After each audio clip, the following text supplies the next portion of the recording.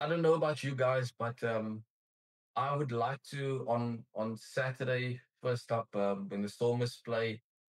I would like to see that combination of Kobus Reinach and Sasha Feinberg Ngomezulu going, and then Zach Porton getting some more game minutes under the belt before they head back to the Springbok squad.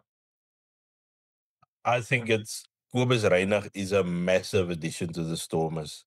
I think that's probably the one position where they probably feel like they need a bit of star quality. They've got Stefan Angere there, and Imad Khan, both good players, but I think Kobus Reinach just takes you to another level in terms of his scrum off play, his experience.